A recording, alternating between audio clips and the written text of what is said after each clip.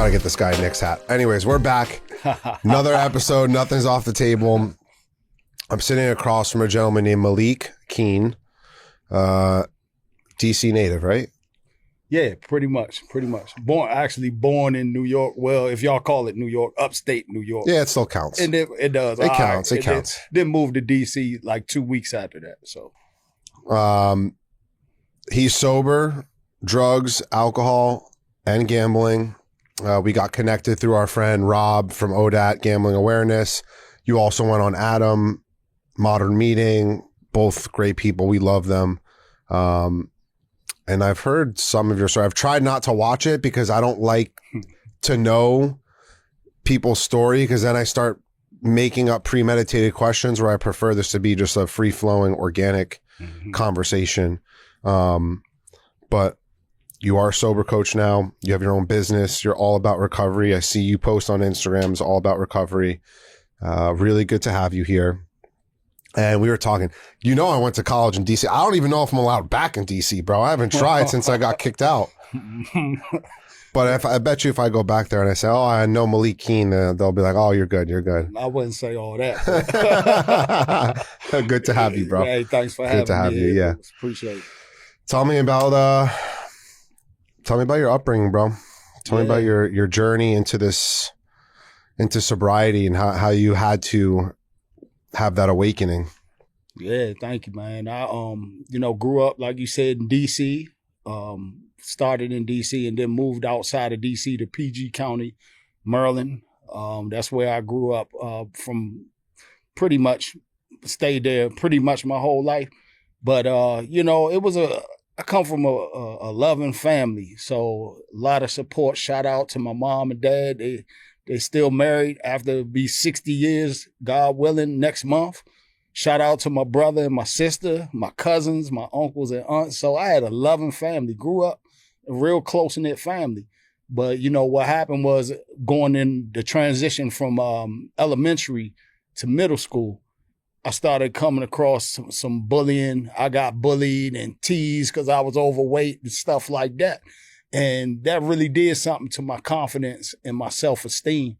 So I started chasing, validation and wanting to be, a part of the in crowd. So, all throughout middle school, I hated it, getting, getting hit and stuff like that. And it really put a chip on my shoulder to where I said, I'm going to show them, I can't continue to be getting bullied. And I finally started standing up for myself before leaving 8th grade, because middle school was 7th and 8th grade, and then going into high school, 9th grade. So everything switched when I got to high school. I began playing basketball, lost weight, made the basketball team, started a band, so the popularity. And then my sister and my brother's friends were there too. So, just being in high school was a whole different experience. And I loved it, and that's when I first started having an encounter with alcohol, cigarettes, and gambling. And I started off gambling, playing cards, Tonk. I don't know if you know the game, Tonk. I've heard of it. Okay, spades and Tonk. That was the main thing. And it was like I couldn't lose. It was like I was winning. So immediately I was hooked on that rush. And then mixing that with alcohol and, just party life, I quit the basketball team. At the time, my brother had a band too. So I wanted to hang out and I wanted to party. So, going through high school, that's pretty much what I did. 9th and 10th grade, I did pretty good with my grades. But 11th and 12th grade, I was all the way in, partying, drinking. And I would have parties over my house because I could get the beer. I was the designated alcohol buyer in the neighborhood. I was a big dude with a goatee. So they never carded me or nothing. So we would have these crazy parties. My parents would be out of town. And so, that was a fun time for me.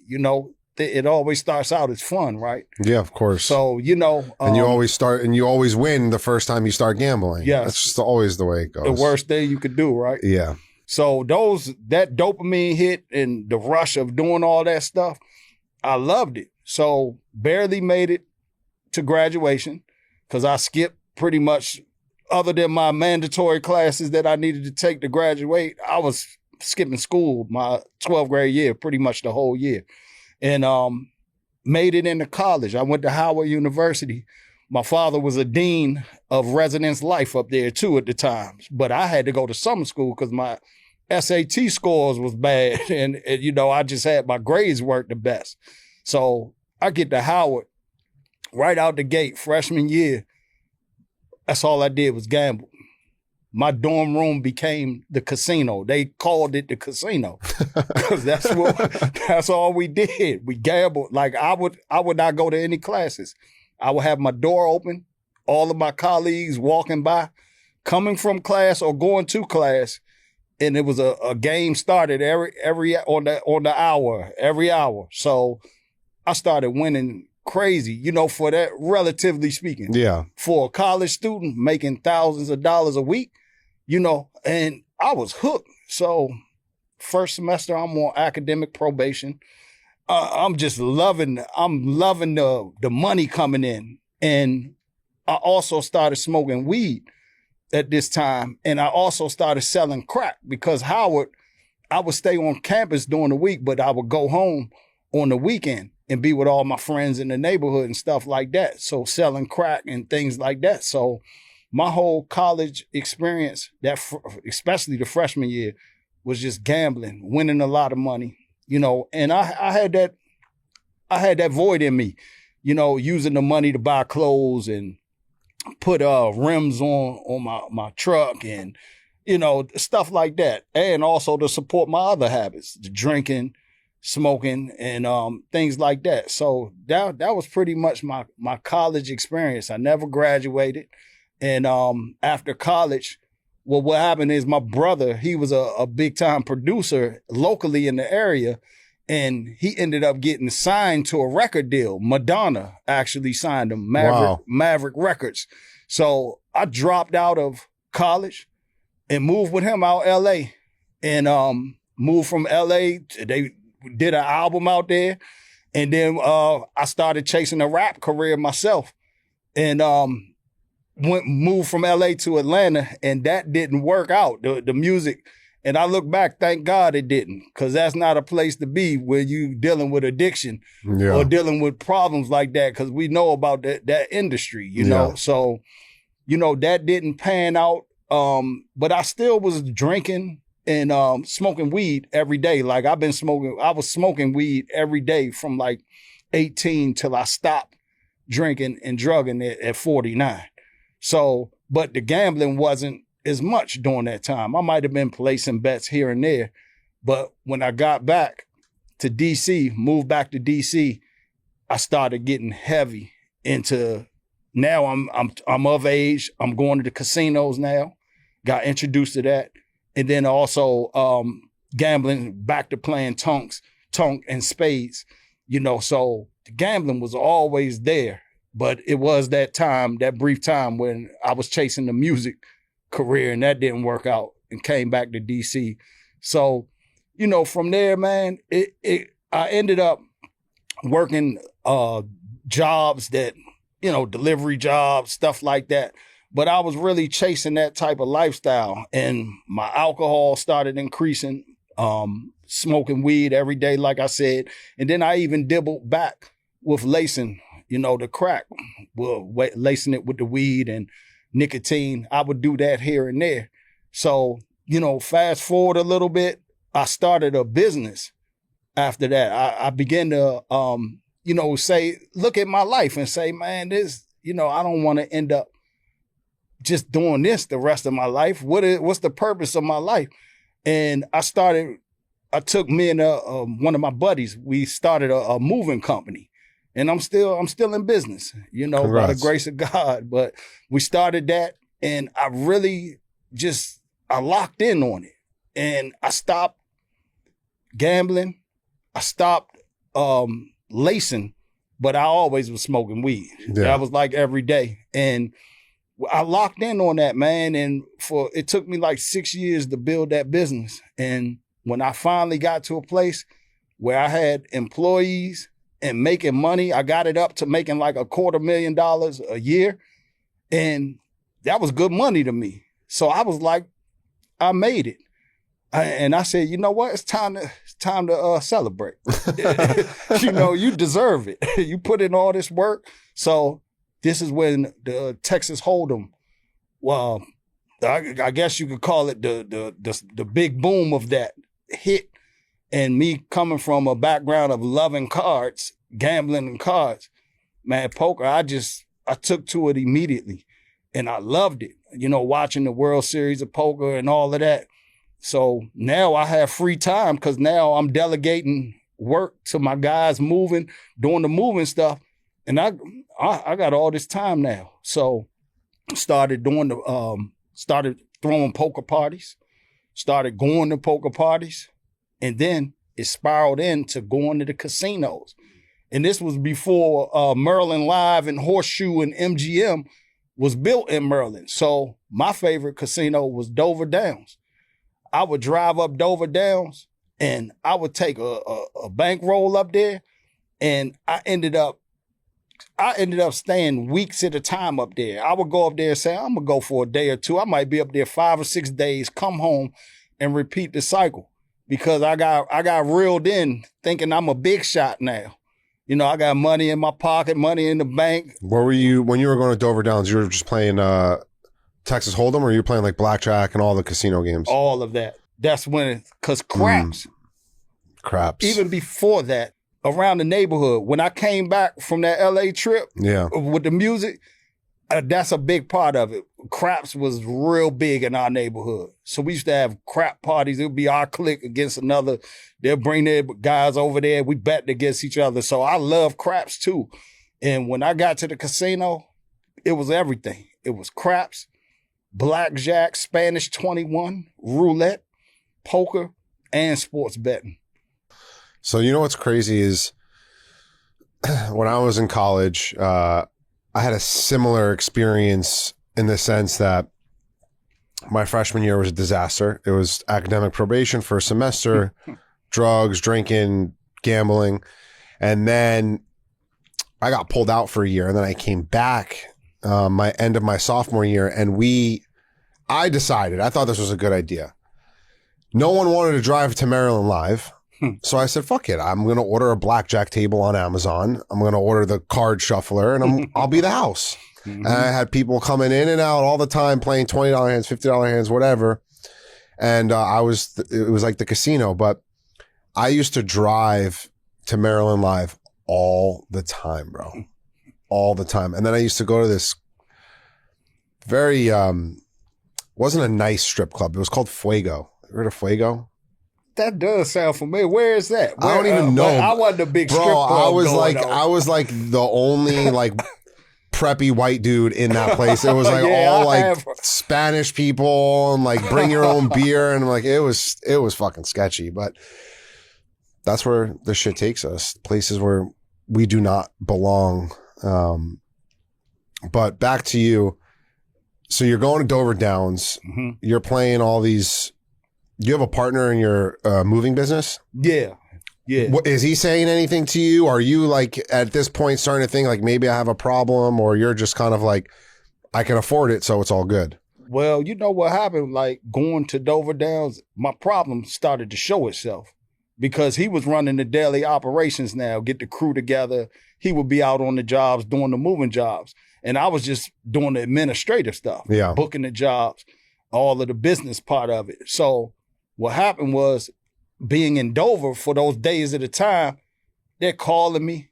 You know, he's calling me saying, hey, we're finished the job. These guys need to get paid. And I'm totally locked in, gambling. I'm not answering the call, and I'm drinking the whole time.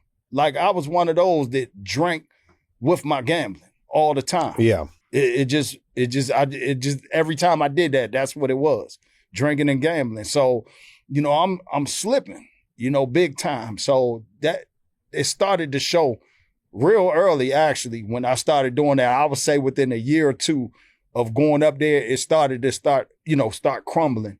And he noticed that. So, you know, but the thing is, I was so hooked by this time because I had a line of credit with the casino. I had free rooms.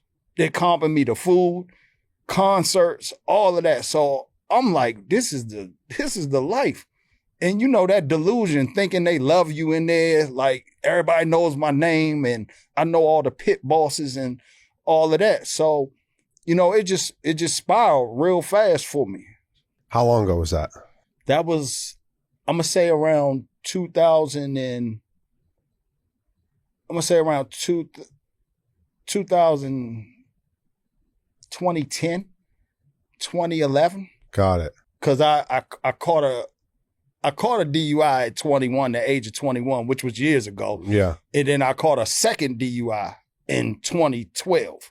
So coming back from Dover Downs? Well, actually, no, not on that one, but I was just looking for drugs. Got it. Watching a game and then said, I'm about to go cop something, leaving my apartment at that time and got pulled over. And how long do you have sober from drugs and alcohol and gambling? Different dates. Yeah, right? same here. So, because, you know, with the alcohol and drugs, I got sober on September. The last day I had a drink or a drug was September 26th of 2021. And like you talked about, yeah, I got hammered before I went to rehab. I went to rehab, checked myself into rehab. You know, it was just, I just knew I wasn't going to make it anymore. Yeah. And I really felt a pull of God on my life saying, if you continue to do this, in 6 months, I felt this that heavy. In 6 months, you're going to kill yourself drunk driving while you're high and drunk driving, or you're going to kill someone else. And when I felt that, I knew that's what would happen. And it got to a point where I didn't trust myself. And then you asked about the gambling too. So I got clean in rehab from drugs and alcohol. Haven't touched anything since September 27th of 2021. And 6 months later, that's when I stopped gambling because I thought now I'm not high or drunk. So I'm going to be an awesome gambler because my mind's not altered. And it worked for 4 or 5 times. I hit consecutively going to the casino. And then sure enough, you know what happened. Yeah. Let's backpedal a little bit. Take me back to the years from 2012 until 2021. I'd kind of love to hear about your progression of what transpired, and then bring me to that day you went to rehab, and then we can kind of talk more about the gambling stuff, because my sober date is January 23rd, 2023, and my last bet is December 2nd, 2024. Awesome. So we got similar stories in there. You're doing this and that, you know, that's still a lengthy time, but in this short amount of time, relatively speaking, it is short. You to be doing this, helping, man, that's awesome, man. We'll talk. We'll thank you. We'll get into that. I want to hear about. I want to hear about the good stuff, because I know he's got stories. Man, I know he does. I mean, you know, like I said, you know, I caught a second DUI in 2012. Right, that I was off the hook at that time. I was, like I was saying, going to the casino. The Maryland Live wasn't built yet, so I'm going to the casino days at a time. Might come back home for a day or two, go back, and then they had this bets, like, because I was serious with craps. Like, I would YouTube crap, you know, get a plan of what I'm gonna do, all these strategies, you know, and I'm looking up, I'm watching poker. Oh, so I was serious with it, looking at sports, looking at injury reports and all of that. So, you know, I really thought I was gonna be a professional gambler and ain't won nothing. I'm thinking I'm gonna move to Vegas and I'm gonna make it. The delusion, right? So, you know, around that time, I remember they had this bet on the crap table called the fire bet, or it was the hot roller bet, where you put down you could put up to $25 on the hot roller. And if you hit all the numbers without crapping out, then it was like crazy. You win like a crazy amount. 150 to 1. Yeah, it was 150 to 1, right. So I love craps too. Yeah, I see. So I hit that a couple of times, and that was the worst thing that could have happened, because I really thought it made me boost. I had an ego saying, oh man, look, I did this. You know, one time I'm on the dice for about 40 minutes, and I had to use the bathroom so bad that I just kept rolling and I peed on myself, man. This is the sickness of it, right? You know, so it was stuff like that happening. Then just all of the trouble I was getting into, because like I said, I was drinking with my gambling. So the losses were bad, man. They were bad, like, because my judgment's gone now. Now I'm taking lines of credit out with the casino. And I'm relatively speaking, man, for me, a small business owner, you know, I'm losing a lot of money in short amount of time. So I'm pulling out, I'm maxing out all of my credit cards. So over this time from like 2012 to 21, so many bad things that happened. I took out $50,000 from my IRA that I was saving up for like 20 years. Took that out, you know, lost that in like a week. You know, it was stuff like that, just bad decisions, and really got to a place where I was so depressed and miserable that I started doing harder drugs. I went back to lacing crack. Now I'm popping pills. I'm popping E-pills and Molly pills. I'm smoking PCP on cigarettes, stuff like this, because I really just was that hurt and didn't know what to do. And even during that time, when I got that second DUI, I was introduced to AA. And I had to go to AA meetings because I had to get my paper signed to complete that process I was in. And I remember meeting this man. He's my friend now, still my friend. Meeting him and him sharing his story, and it was so much like mine, that he was struggling with alcohol and gambling. And I always remember that because I knew they were talking about me, but I wasn't ready. Yeah. I needed some more beating down to happen. So, you know, so as I'm going through these years, it was a lot of tragic things happening. And then in 2015, right around 2015, maybe early 2016, I started going to Gamblers Anonymous because I knew I was just, like I said, I pulled out this money, you know, and then by then, Maryland Live was built and Horseshoe. So that's in my backyard. I was going every day. And Maryland Live was nice. Because I was going there too, bro. I was going there 2014. And I was like, wow, this place is nice. What were you doing, craps or? I was doing craps. I was doing blackjack. Yeah, because I know that poker room. The reason why I asked, they had a real, like, their poker room was crazy.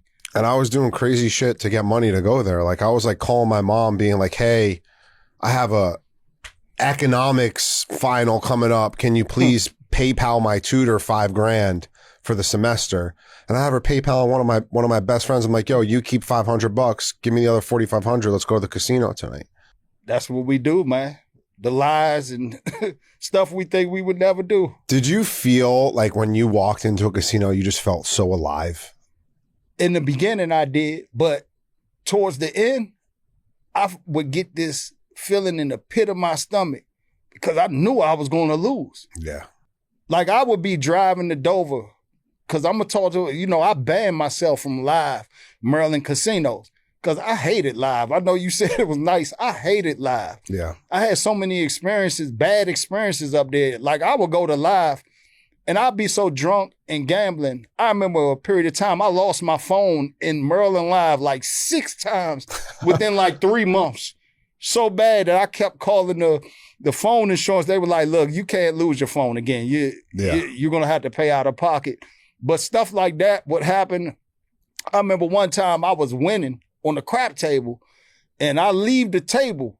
I'm thinking I'm in Atlantic City or Vegas or something, or even Dover. You could leave your chips at the table and they're going to watch it. You know, the pit boss, ain't nobody going to touch it. So I go get a drink or something and I see somebody I know started talking to them. I come back to the table, all my chips are gone. And I'm talking to the pit boss. I'm like, where are my chips? He's like, I don't know. You were gone. I'm like, man, run the camera back then. You know, somebody needs to find my chips. They kicked me out. You know, so it was starting to be things like that was happening. So it just started getting, everything was bad now. You know, they say it Yeah. starts out fun, then it's fun with problems. Yeah. Then the next thing you know, it's all problems. So that's where it went. And, you know, I banned myself from Maryland Live, all Maryland casinos, but I would still drive to Dover in West Virginia at that point to gamble. So that's what it did. We'll go to any lengths. Yep. Go to any lengths. It's funny because my last like 7 months gambling, I was going to the casino a lot in California, and I'd be driving over there the same feeling as you. Like, I know I'm going to lose tonight. Like, I know there's no chance I'm winning. There's no chance. Like, even if I'm up at any point, it's, I can't walk away.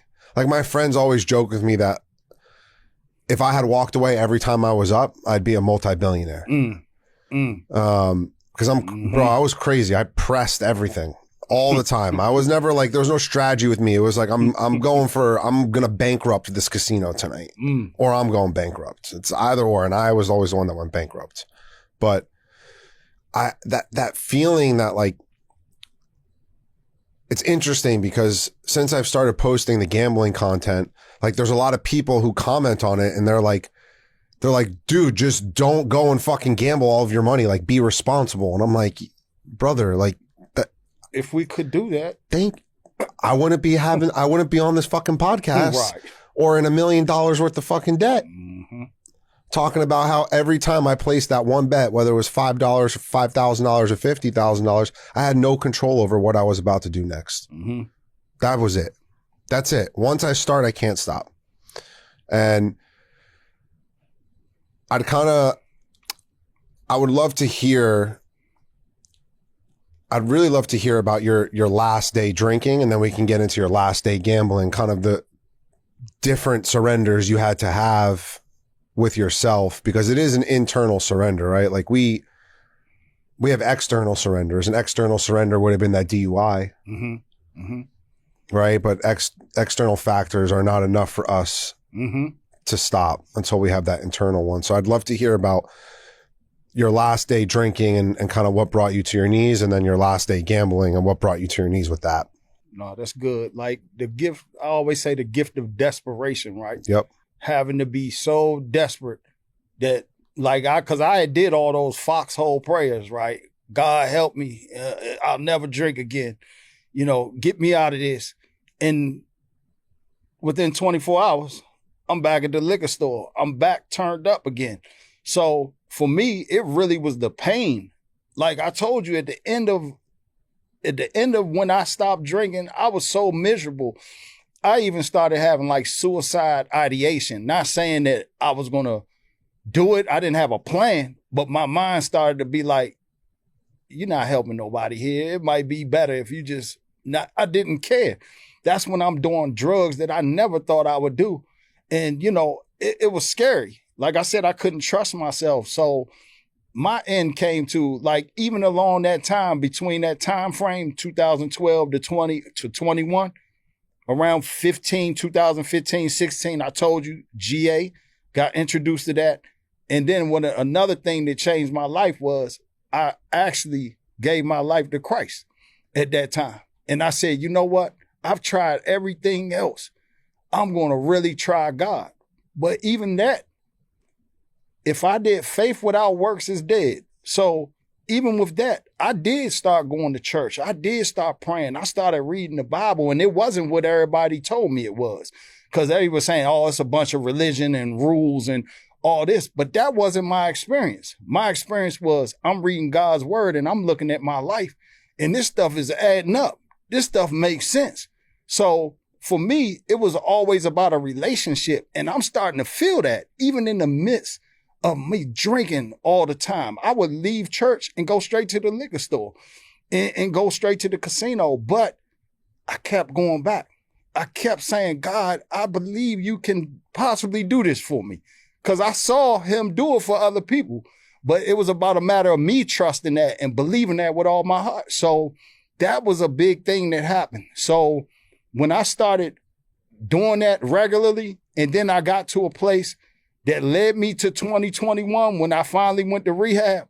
That's when I finally, and I started going to GA and AA. I ended up, getting a sponsor after that, after rehab. But you said leading up to that, it was just that feeling of, I don't want to die like this. And I was tired of being a hypocrite too. I was tired of going to church, saying that I love God, that I want to live for God, that I want to change my life. But as soon as I leave, I'm back doing all this other crazy stuff, so that started eating at me too. So that's what happened, man. Like, I remember one of my last binges, I was in Atlantic City and I got there like early in the morning one day, like it was like a Thursday or Friday and Saturday. I got there at like 8 a.m. I had my room and I started drinking at like 9 a.m. And I kept drinking and gambling the whole day. I even picked up some crack out there, laced that during the day. And it was like 4 or 5 a.m. the next morning. And I had been going straight. And I had the hotel room. I was walking back, I think, to get some more weed out the room or something. And it was a older man out there. And we just started talking. And he was like, he struggled with addiction, but he had stopped using too. And I was sharing with him my story, and I said, man, I'm about to go back into the casino and win some money. And I remember he said, you need to take your butt to sleep and you need rehab. That was the time it really hit me. That I knew I was going to rehab when he said that, because it shook me to the core. Like, and other people had said it before, but this time was different. And I just know when I got back to my room, I couldn't sleep. And I was like, wow. And I really believe that was one of the signs that God was giving me, that my time was running short in this. So when I left, I got out of there and I started calling rehab facilities.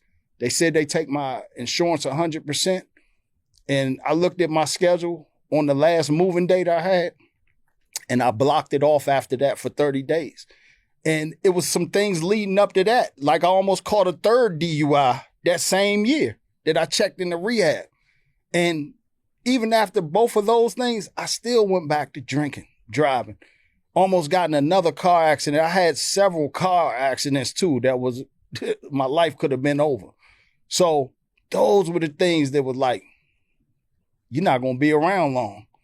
And I felt that tug of God. I believe it's God that was saying, you're not going to be around. That's how I got myself into rehab, and I checked myself in. And I knew it was something different this time. It wasn't that foxhole prayer. So when I went into rehab, I was ready.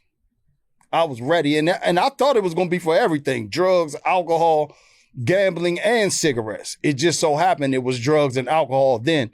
Then 6 months later, it was gambling. And then 2 years later, it was cigarettes. But that was the process that started. And I was ready, though. I was ready to take suggestions. I finally humbled myself and said, Malik, you don't know how to live your life. You need help. And when I got to rehab, I did all of those things. I picked up a service position. I went through every material, all of the materials, the work material, workbooks and everything. And I just paid attention in there. And I was serious this time. What was when you get to treatment, like, what was your experience for those 30 days? And I want to hear about what you did when you got home, because people ask me, oh, should I go to treatment? Should I go to treatment? And like, it's funny. It took me 10 years to get 1 year sober. And at this point in time, bro, my parents should own a couple of treatment centers with the amount of money they spent on treatment. And it so happens to be that this last time, 3 years ago, I didn't even go to treatment to get sober. I just went to 3 AA meetings a day, got a sponsor, and shut my fucking mouth and did everything he told me to do. But I think treatment is great. I think treatment is necessary. I think it's a great starting point, but I think you know better than anyone that it's a starting point. Yes. And the real work comes when you get home and you're out of that fishbowl. Yes. and you're back in your environment that there's triggers and there's the friends and there's the family and there's the liquor store on the block and there's the dealer on the corner and there's the temptation of hopping in the car and going to the casino. Yes. How did you stay sober, and how has that transformed your life? That's good. You know, that one of my main things when I was in rehab, my mind just was on preventing relapse. So I was just a sponge to hear all about that because I knew that. Even now, I tell my clients that I'm coaching. I tell when I go back to the rehab, because I'm on the alumni committee, and I go back and speak to them. I tell them, you're in a safe space here. You got 3 meals. You have somewhere to sleep. You know, they bring meetings to you. So if your plan is not airtight, because we heard it before, that your addiction's in the parking lot, doing pull-ups and pull-ups, right, waiting for you to slip. And if you don't have a plan in place and you're not serious about this, because I took the mindset, I'm going to be as serious about my recovery as I was about going to get my fix. Going to gamble, driving any time of night to a casino, going out anytime 3 a.m. through snowstorms to get the crack. You know what I'm saying? I would go to any limits. And I had that same mindset about my recovery. So that's where I was. And I tell that to them, you know, listen, if you don't have a plan, and we all know it starts with cutting off people, places, and things. Because if you don't change your environment and you're going back to the same thing without a plan, because now you have your own self-will. You don't have to be motivated by the program. Now it's going to really tell where you are with your recovery and how bad do you want it. And when I was in recovery, I tore my Achilles tendon playing basketball in rehab. And I only stayed 21 days. Because I was putting in the work and I was speaking to my counselor and I got wise counsel and I did everything I needed to do. So when I got out of there, when I did that, I was distraught because I was like, God, why you allow this to happen? I'm in here, you know, I'm helping people. I started a Bible study in the rehab. I'm praying for people. And I really saw that it may be a calling on my life to help other people in that. So I started getting a resentment, but I almost left from the hospital. Someone came up there. I was about to go home and I'm glad I didn't because I knew what was going to happen. Now I know if I left, I wouldn't be sitting here right now.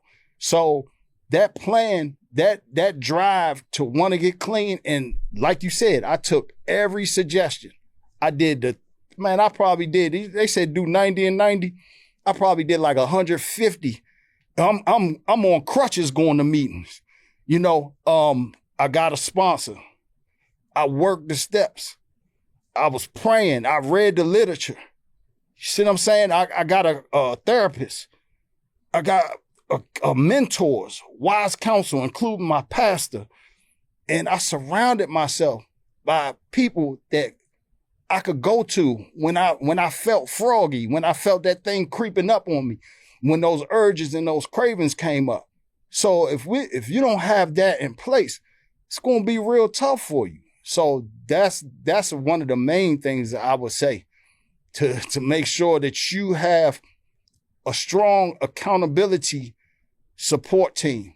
See, my thing is God is my foundation. Then I have my family, my support team, my accountability team, and then go from there to changing your daily habits and routines and just living that out every day, one day at a time, as we know.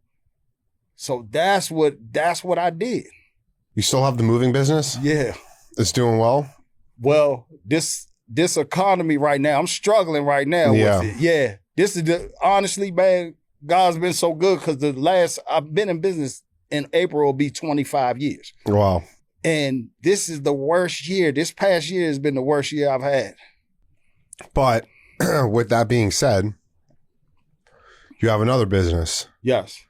Sober coaching, life coaching. Amazing Grace Recovery. Yep. Just started that last year. Tell me about it. Man, What compelled you to do that? Just seeing the need for it, wanting to help people. Like I said, I noticed in rehab, I had that in me where I really cared. And I want to see people overcome this thing. Some people say you might not be able to overcome. I say you can, because I'm a living proof. And it's just the passion that I have to see people get through this thing, because I know the depths of where this thing takes you, where addiction takes you. So that's my passion, to really see people get hope back in them and saying, look, recovery is possible. I don't have to, like in AA, they even talk about no matter how far down the line you've gone, you can still come out of that. And our past experience can help others. Yes. Yep. So that, when I started doing that, and then I noticed when I would speak, like, cause I mentioned going to AA and GA, that's a part of my recovery. There's multiple pathways, and I don't tell anybody which way to go, but that was a pathway that I used too. So I noticed, speaking in meetings and stuff like that, people would always come up to me and say, hey man, can you, speak at this meeting, or it resonated with them. And a lot of times we don't even know the gifts we have. Someone else points it out to us. So it was a combination of those things happening where I said, man, I want to dedicate my life to this. I really want to do this. And here you are. Yeah. You love it? Thank God. Yeah, I do. I love helping people and just giving them that, just to see that ray of hope in them. Because it's nothing like seeing someone transform from totally hopeless, helpless, suicidal, thinking that there's no way. Now they're living life on purpose. They have that fire in them to say, I can do this. That's the best feeling in the world. No bet, no jackpot would ever gave me this feeling. So it's the best thing that I'm feeling right now. I love it. So it's funny because I think one of the best feelings is when you see somebody come down the steps of a GA meeting, coming in, talking about how they want to kill themselves. Bro, my friends make fun of me from one of my closest friends in GA says to me, he's like, dude, he's like, I did not want to talk to you at your first GA meeting. He's like, I was fucking petrified of you. I was like, that guy is going to murder somebody. Cause I came down and I was like, I was really suicidal from the gambling, and like drugs and alcohol. And I've said this before, drugs and alcohol really, I didn't care for life, but I never wanted to kill myself over it. I'd always be like, if I don't wake up tomorrow, okay, it is what it is. I don't want to do that, but if it happens, okay.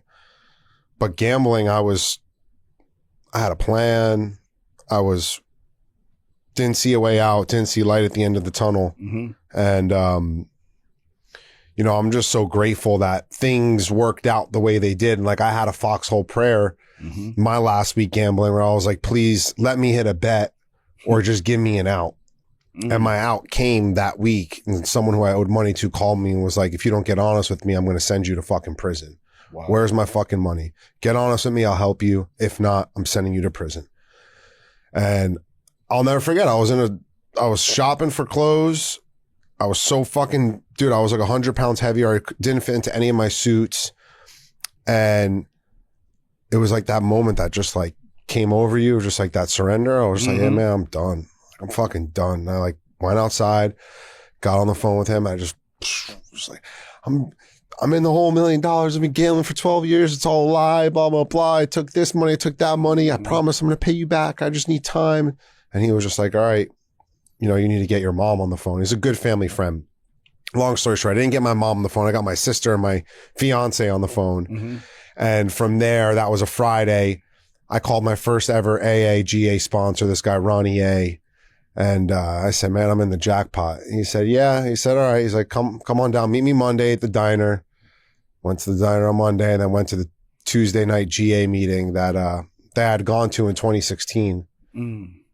And in 2016, I got up and said in that meeting, I said, if I just win, I don't have to come back here anymore. And all these guys down there, every Tuesday, bro, it's 100 guys. Wow. 100 people. And they're all looking at me like, this little cocky, arrogant, entitled. He's going to learn. He'll be back. Mm-hmm. He'll be back. Yeah. And I came back with a lot more pain and destruction. Yes. But like, man, it takes what it takes. Yeah, it does. You said something real like important because, gambling is one of those things where like with alcohol and drugs, you can't do but so much in one outing, right? Before you pass out or, forbid overdose or something like that. But with gambling, you could lose everything in one outing, and that's why they talk about, it being the highest attempted suicide. Yeah. Highest rate of suicide ideation. Yes. Out of any addiction. Out of all addictions. So that is definitely insidious, man. That gambling. It's the most insidious. Yeah. So my fiance said, why was gambling always the hardest for you to stop? And she's been with me for 5 years, so she's seen me at my worst of my worst, drugs, alcohol, and gambling. And I said to her, I can't snort $100,000 worth of cocaine in one night. It's not humanly possible. Right. I can't drink $100,000 worth of liquor in one night. So I can lose 100,000 in an hour. Yep. I can lose 100,000 in 10 minutes. And I was the kind of gambler that I gambled everything I had access to. Mm-hmm. And some people like see my clips and they're like, how'd you gamble so much? I said, I gambled. I had everything I had access to. And you know what's even crazier is my friend sent me something yesterday about this guy in New Zealand.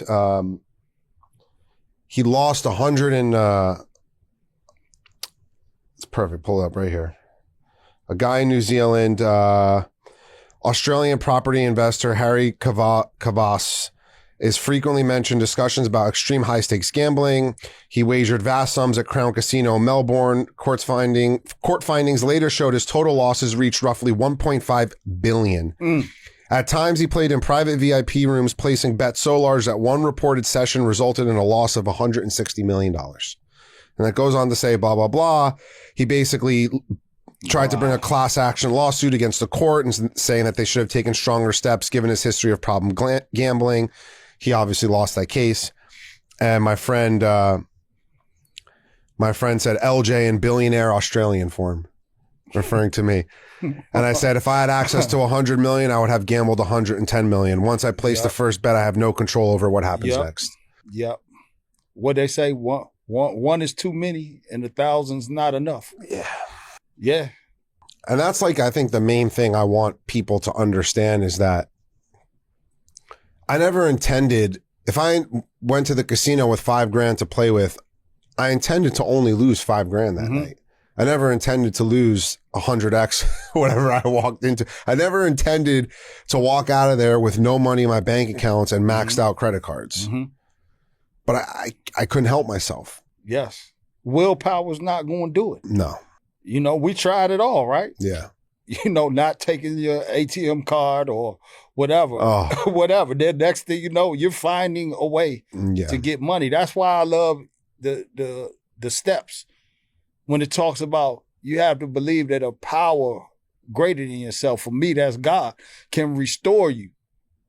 You have to come to believe that. Because if you could have done it, you would have done it. Yeah. So, yeah. Yeah, it's very true. I definitely, dude, I look back on it now, it's like only something greater than myself could have restored me and brought me to this place where I'm at today. Like my dad and my whole family came to my 1-year GA anniversary.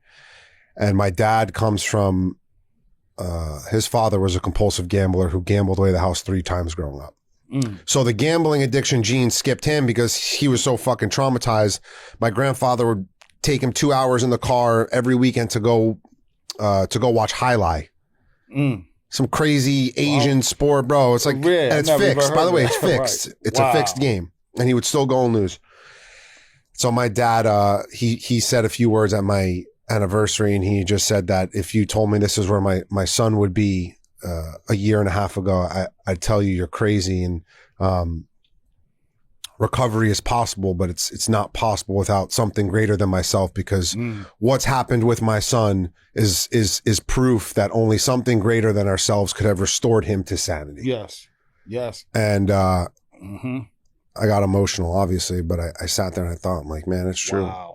Because, dude, they sent me to every fucking therapist. Yes. I went to see Dr. Timothy Fong, who's Wow. there. Yeah. Bro, my mom and dad pulled out like all the stops. And I'd be on the phone with Dr. Timothy Fong putting in my fucking 5-team parlay for that night. Wow. Man. So, like, that made me think about, like, even in rehab, because when I look back now in hindsight, I see the signs that were there. Like, I believe God was orchestrating it along the way, because even when I went to rehab, a GA meeting came to rehab, and that rarely happens. It's normally for alcohol, AA, or GA, or NA. A GA came, and I'm in rehab in the middle of COVID, so we have on masks and everything. The person who led that GA meeting was the same guy I told you. wow. Yes, that was at the AA meeting. That's my friend and mentor today. That's crazy. And we didn't even know it, because we had on masks and I hadn't seen him in years. I called him out of the rehab because now I want to stop gambling. Yeah. I stopped drinking and drugging, and I call him and I'm like, Will, man, help me out. And he's like, look. He said, wait a minute. He said, when did you say you got out of rehab? And I told him what rehab I went to. He said, yeah, I bought that GA meeting. I was like, that was you. So God was connecting stuff, like a lot of things were happening like that. GMC. God managed coincidences. Yes. GMCs. I like that. Yeah. And yeah, so, I really believe that it's signs that are supernatural that are given to us. And for us, we're miracles. Yeah. To even have another chance at this, at life. Because all this stuff, I know I can speak for myself that I did. Man, I can't say I'm here because of something I did. So, yeah. Before we wrap up, if there's someone watching right now who's sick and suffering, what's your best piece of advice for them to get their life back on track? First I would say, and I'm going to speak to those who may believe in God and those who may be on the fence or those who may not believe. But the first thing I would say is try God. Try a power greater than yourself. Seek it with all your heart and try to humble yourself. And then start taking suggestions. Get out of your way of doing things and say, you know what? I'm going to take some suggestions. I'm going to try this, because if someone is really desperate enough, they'll be willing to do anything to heal or to overcome or to get to a better place. So start taking suggestions. It's thousands, hundreds of thousands of people that got clean through AA, through GA, through NA, through Celebrate Recovery, through these different support groups. Try it. If you don't like it, then you can at least say you tried it, but your way is not working. So try that. And then center yourself around people who are on the path that you want to go. And having people with wisdom that have walked that path, that have already shown that they're successful in their recovery. I would tell them that. Amen. Malik Keene, thank you so much for coming on today, bro. Really appreciate it. Appreciate you. I am going to attach Malik's socials in this description of the episode, and then I will also attach a link to Amazon where you can buy his book. He's a sober coach. He's a man in recovery. If you want free game, I'm sure he'll give it to you too. But if you or a loved one is struggling, he's a great asset to help you get on your journey in recovery. Check him out. Thanks for watching.